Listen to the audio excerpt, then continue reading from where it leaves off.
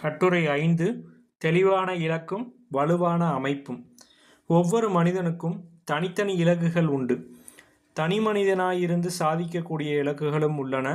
ஒன்றுக்கும் மேற்பட்டவர்கள் ஒன்று கூடி சாதிக்கக்கூடிய இலக்குகளும் உள்ளன.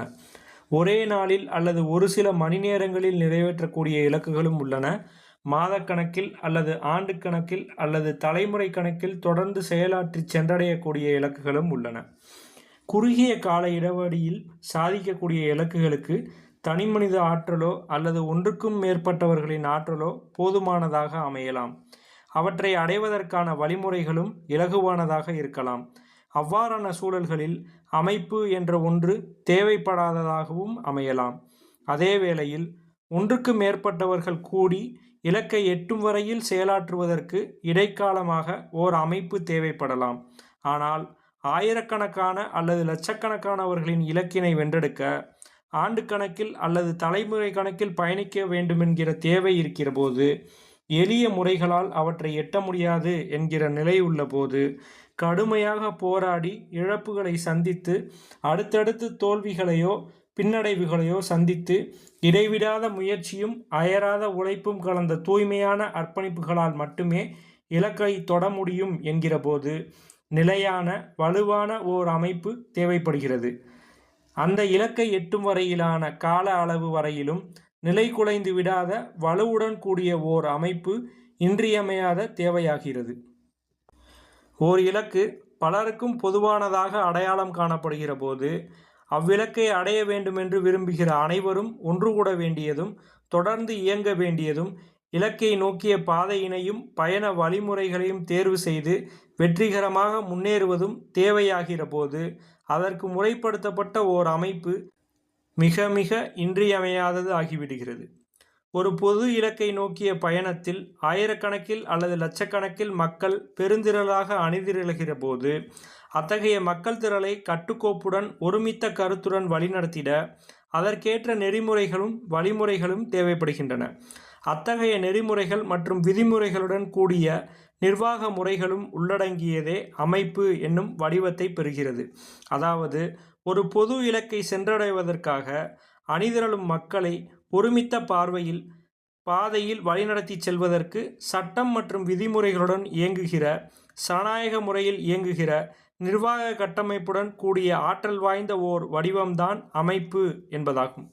குறிப்பிட்ட ஒரு இலக்கை எட்டுவதற்கு அதற்குரிய காலம் வரையில் வீரியம் குறையாமல் செயலாற்றுவதற்கு அதற்கென அணிதிரளும் மக்கள் திரள் தமது கொள்கை மற்றும் கோட்பாடுகளிலிருந்து விலகாமல் அவற்றை செழுமைப்படுத்துவதற்கு உரிய செயல் திட்டங்களை வரையறுக்க வேண்டிய தேவை எழுகிறது. பயணத்தின் போது குறுக்கிடும் எதிர்ப்புகளை முறியடித்திடவும், தடைகளை தகர்த்திடவும், சிக்கல்களை தவிர்த்திடவும் அல்லது சிக்கல்களிலிருந்து விடுபடவும் இன்னும் இவை போன்ற நடைமுறை செயல்பாட்டுக்கான வரையறைகளை தீர்மானிக்க வேண்டியது இன்றியமையாத ஒன்றாகும். குறுகிய கால அளவிலான நடவடிக்கைகள், நெடுங்கால அளவிலான நடவடிக்கைகள் போன்றவற்றை வரையறுக்க வேண்டியதும் தவிர்க்க இயலாததாகும். இவ்வாறு இலக்கை நோக்கிய பயணத்தின் போது கையாள வேண்டிய குறுகிய மற்றும் நெடுங்கால செயல்பாட்டுக்கான நடைமுறை உத்திகள், இடைக்கால அளவில் நிறைவேற்ற வேண்டிய பணிகள், எதிர்கொள்ளும் தடைகளையும் சிக்கல்களையும் தகர்த்து எறிவதற்குரிய தந்திரங்கள் போன்றவற்றையெல்லாம் வரையறுப்பதே செயல் திட்டங்களாகும். குறிப்பிட்ட சில மாதங்களில் அல்லது ஆண்டுகளில் குறிப்பிட்ட அளவிலான சில பணிகளை நிறைவேற்றவோ, குறிப்பிட்ட அளவிலான தூரத்தை அடையவோ, குறிப்பிட்ட சிக்கல்களை தீர்க்கவோ வேண்டுமென்று வரையறுத்து அதன்படி செயல்படுவதும் அதற்குரிய உத்திகளை வகுப்பதும் தாம் அத்தகைய செயல் திட்டத்தின் அடிப்படைகளாகும். இவ்வாறு செயல் திட்டங்களை வரையறுத்து அவற்றை நடைமுறைப்படுத்துவதும் வலிமையை பெறும் ஒரு வடிவமும் தான் அமைப்பு என்பதாகும். அத்தகைய வலிமையை கொண்ட ஓர் அமைப்பு அவ்வாறு சட்டம் மற்றும் விதிமுறைகளாலும் இலக்கை நோக்கிய செயல் திட்டங்களாலும் மக்கள் திரளை வழிநடத்துகிற போது தனது கட்டமைப்பையும் அது முழுமையாக செழுமைப்படுத்தி கொள்ள வேண்டிய தேவை உருவாகிறது. ஓர் அமைப்பு எத்தகைய வடிவத்தையும் வலிமையையும் பெற வேண்டும் என்பதை அதன் கட்டமைப்பே தீர்மானிக்கும். ஓர் அமைப்பை எவ்வாறு கட்டி எழுப்புவது என்பதற்கான அடிப்படை வடிவம்தான் கட்டமைப்பு என்பதாகும். கொள்கை கோட்பாடு, நோக்கம் குறிக்கோள், சட்டம் விதிகள், பாதுகாப்பு மற்றும் நிர்வாகம், அதிகார பகிர்வு மற்றும் சனநாயகம், உழைப்பு மற்றும் பொருளாதாரம் போன்ற அனைத்தும் உள்ளடங்கியதே ஓர் அமைப்புக்கான கட்டமைப்பு கூறுகளாகும். அதாவது ஓர் அமைப்பை வடிவமைக்கிற போதே அதன் அடித்தளங்களாக அமையும் கூறுகள்தாம் அவ்வமைப்பின் கட்டமைப்பு கூறுகளாகும். இத்தகைய கூறுகளை கொண்ட கட்டமைப்பின் வலிமையே ஓர் அமைப்பின் வலிமையாக பரிணமிக்கிறது. அதாவது கருத்தியல் உள்ளிட்ட மேற்சொன்ன அனைத்து கட்டமைப்பு வசதிகளையும் கொண்டதாக அமைகிற போதே ஓர் அமைப்பு போதிய வலிமையை பெறுகிறது. அடைய வேண்டிய இலக்கிற்கும் அவ்விலக்கை அடைய விரும்பும் மக்களுக்கும் இடையே உள்ள தூரத்தை கடப்பதற்கான ஆற்றலை வழங்கும் கருவிதான் அமைப்பு என்பதாகும். அதாவது மக்கள் திரள், அமைப்பு, இலக்கு என்கிற தொடர் நிலையில்தான் ஒன்றுக்குள் ஒன்றாயிருந்து இயங்கும் ஆற்றலை பெறுகிறது. ஒரு மாபெரும் மக்கள் திரளை அவர்களுக்கான இலக்கை நோக்கி நெடுந்தூரத்திற்கு நெடுங்காலத்திற்கு தொய்வின்றி சோர்வின்றி வழிநடத்துவதற்குரிய பொறுப்பை அமைப்பு ஏற்கிறது. அது மக்களுக்காக, மக்களில் இருந்தே மக்களால் உருவாக்கப்படும் ஒன்றுதான் என்றாலும் அம்மக்களை ஒருமித்த கருத்தியலாளர்களாகவும் ஒருங்கிணைந்த செயல்திறம் மிக்கவர்களாகவும் அரசியல்படுத்துவதும் கட்டுக்கோப்புடன் கட்டுப்பாட்டுடன் அவர்களை வழிநடத்துவதுமான அதிகாரத்தை பெற்றதாக அமைப்பு விளங்குகிறது. அத்தகைய அதிகாரமானது மக்கள் திரளிலிருந்து உற்பத்தியானதே ஆகும். அதாவது தமக்கான அமைப்பு என்று மக்கள் ஒன்றை உருவாக்கும் போது அல்லது அங்கீகரிக்கும் போது அந்த அமைப்புக்கு அத்தகைய அதிகாரம் மக்களால் வழங்கப்படுகிறது. அவ்வாறான அதிகாரத்தை பெற்று ஆளுமை மிக்கதாய் பரிணாமம் பெறும் அவ்வமைப்பானது மக்கள் திரளின் வலிமையை மென்மேலும் பெருக்கவும் அம்மக்கள் திரளை தொடர்ச்சியாக அரசியல்படுத்தி வழிநடத்தவும் எத்தனை காலமானாலும் எத்தனை தூரமானாலும் இலக்கை எட்டும் வரையில் தொடர்ந்து இயங்கவும் உரிய வகையில் உரிய அளவில் தன்னை வலிமைப்படுத்தி கொள்ள வேண்டும். அத்தகைய வலிமைதான் அமைப்பின் கட்டமைப்பு வலிமையாகும். அதாவது ஓர் அமைப்பின் உள்ளீடான வடிவமைப்பானது உரிய தேவையான உரிய அளவிலான அடிப்படை ஆற்றல்களை கொண்டதாக அமைய வேண்டும்.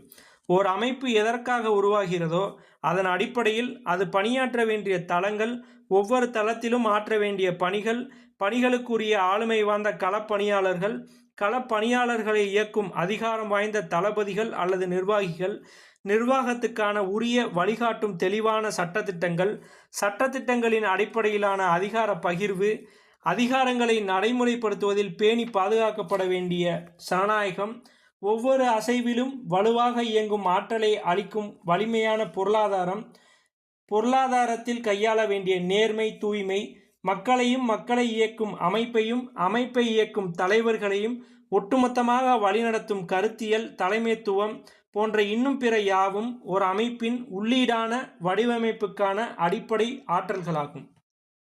இத்தகைய ஆற்றல்களினால் வடிவம் பெற்று வலிமை பெற்று இயங்கும் ஓர் அமைப்பு கருத்தியல் வலிமையோடும் நிர்வாக வலிமையோடும் தன்னதிகார வலிமையோடும் சனநாயக வலிமையோடும் பொருளாதார வலிமையோடும் மக்கள் வலிமையோடும் தலைமையின் ஆளுமை வலிமையோடும் இன்னும் இவை போன்ற பிற வலிமைகளோடும் இயங்கும் வலிமையை பெறுகிற நிலையில் இலக்கை நோக்கிய பயணம் வெற்றிகரமானதாக அமையும்.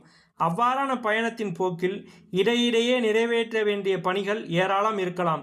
அத்தகைய பணிகளை செய்து முடிப்பதன் மூலமே அடுத்த கட்ட நகர்வை முன்னெடுத்து செல்ல முடியும் என்கிற தேவைகள் எழலாம்.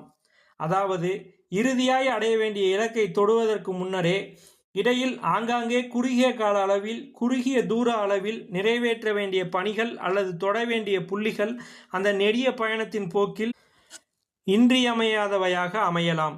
அவையே குறிக்கோள்கள் என்பனவாகும். குறிக்கோள்களை நிறைவேற்றுவதன் மூலமே இலக்கை எட்டி தொட முடியும்.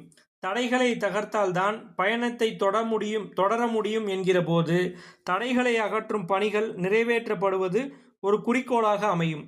குறிப்பிட்ட ஜனநாயக சக்திகளின் ஆதரவை திரட்டுவதன் மூலமே அப்பயணம் லகுவாக அமையும் என்கிற நிலையில் அத்தகைய ஆதரவை திரட்டுதல் ஒரு குறிக்கோளாகும்.